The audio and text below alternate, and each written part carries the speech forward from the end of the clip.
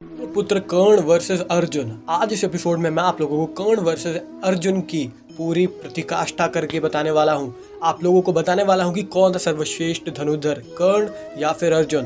तो बने रहे इस एपिसोड में, पूरा देखिएगा, आप लोगों को बहुत सारी चीज़ें पता चलेंगी। तो शुरू करते हैं अर्जुन से। अर्जुन स्वयं इंद्र के पुत्र स्वरूप थे, जो पांडवों के तीसरे पुत्र थे। और वहीं कर्ण भी पांडु के ही पुत्र होते, लेकिन उन्होंने माता कुंती ने उन्हें अस्वीकार कर दिया, जो अगर नहीं किया होता तो वो पांडवों में सर्वश्रेष्ठ भ्राता कहलाते। तो रही बात इन सब की कि कौन था सबसे ज़्यादा शक्तिशाली धनुर्धर, तो चलिए उन सारे स्टैटिस्टिक्स को मैं आप लोगों के सामने रखता हूँ। अर्जुन ने अपनी शिक्षा प्राप्त करी थी गुरु द्रोणाचार्य से, जो गुरु कहलाते हैं, और द्रोणाचार्य शिष्य थे भगवान परशुराम के। और वहीं मैं तुलना करूं कर्ण की, तो कर्ण के गुरुदेव ही थे भगवान परशुराम। यानी कि जिस गुरुदेव से अर्जुन ने शिक्षा ली, उनके गुरुदेव से ही कर्ण ने शिक्षा ली थी। यानी कि मैं कहूं तो द्रोणाचार्य और कर्ण गुरु भाई हैं। इसी हिसाब से अगर देखा जाए तो अर्जुन से ज़्यादा शक्तिशाली कर्ण हुए। वैसे जन्मजात कर्ण के पास एक कवच और कुंडल भी था, जिसके साथ होने से उनकी शक्ति अतुल्य हो जाती है।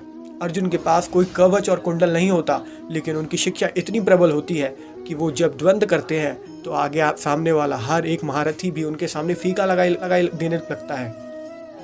दूसरी स्टैटिस्टिक्स के हिसाब से मैं आप लोगों को बताता हूँ कि जब अज्ञातवास का समय था, तब अर्जुन सभी भगवानों से, स्वयं इंद्र से, स्वयं स्वर्ग से और भगवान महादेव से धनुर्विद्या की शिक्षा प्राप्त करी थी।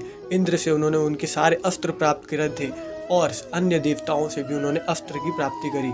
अनेकों ऐसी विद्याएं सीखी जो कि कर्ण तक को भी नहीं पता था।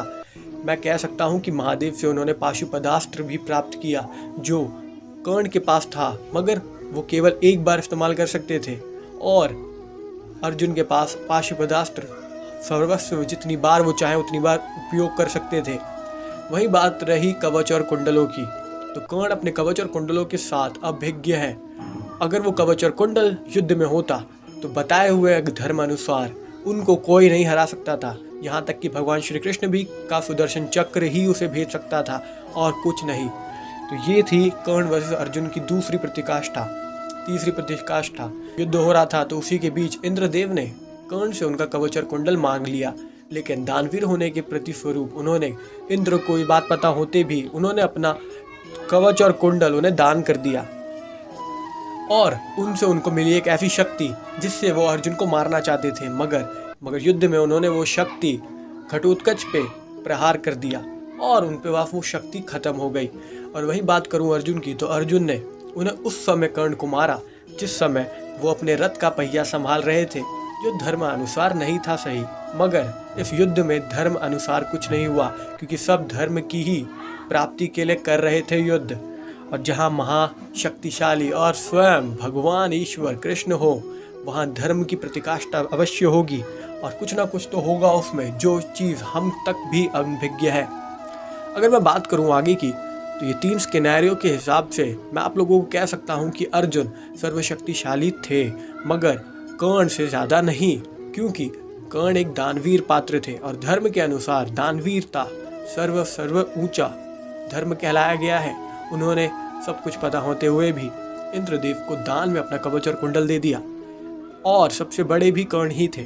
चाहे उनके पास कवच और कुंडल होता या नहीं होता, मैं यही परिणाम पे आता हूँ कि कर्ण ही सर्वशक्तिशाली होते। माना कि उनको श्राप मिला था, अगर ये सारी चीज़ें ना हुई होती उनके जीवन में, उन्हें भी वही सम्मान और अर्थ अनुसार जीवन मिलता जैसे अर्जुन और अन्य पांडवों को मिला, तो सच में वो सर्वशक्तिशाली कहलाते। क्या आप ये बात से सहमत हैं? अगर हाँ, तो हमारे चैनल को लाइक एंड सब्सक्राइब करके हमारे कमेंट में ज़रूर लिखिएगा, हाँ मैं सहमत हूँ। और ऐसी वीडियोस के लिए बने रहे हमारे चैनल पे। टिल देन बाय, जय श्री राम।